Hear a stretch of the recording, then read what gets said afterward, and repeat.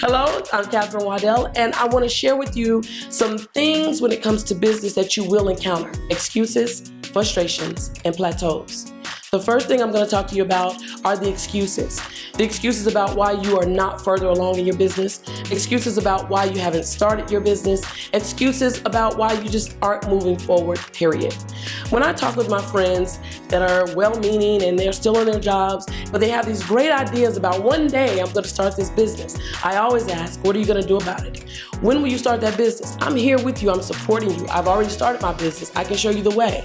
I've tried my best to remove all the no's from them, but they are afraid, they tell me.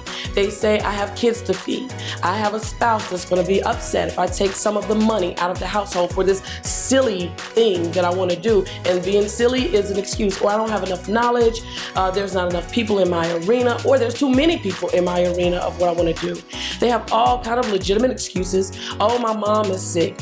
My dad just died. Listen, all of those are excuses. They are absolute fat excuses. You just had a baby. Your son just had a baby.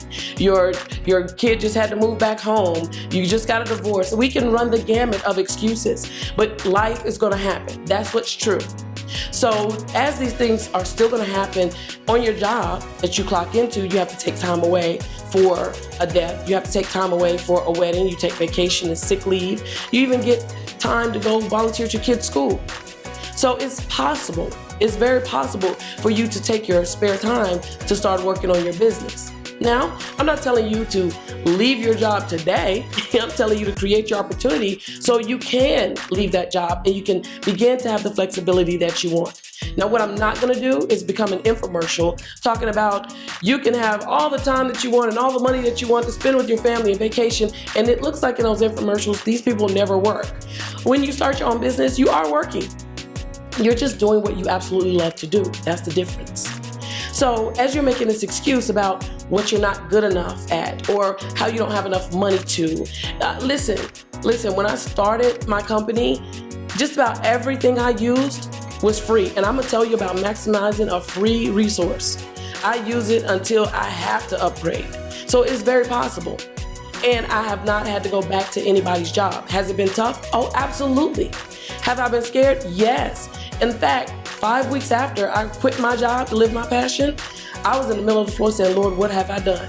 I even negotiated with myself saying, maybe I should go back to my job, walk in backwards, and say, I was just playing. I've worked it all out in my head. I thought that, this was the right thing to do. And 5 weeks into it, I was like, you are crazy. But by this time, I've already gotten a letter saying you can't come back. So there was no room for excuses. I was past the you've abandoned your job stage. I was past going back and really saving face.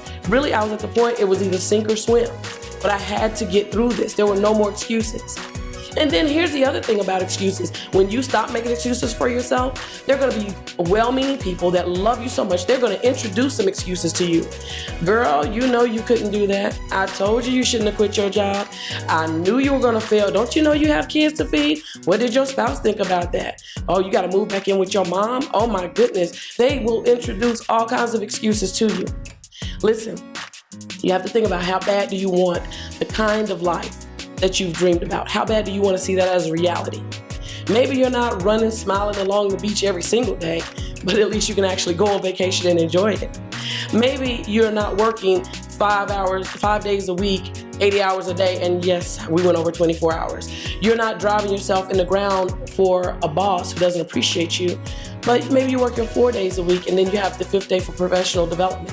You're actually investing in yourself and growing and moving forward. Maybe, just maybe, you have a life that you can love. Maybe.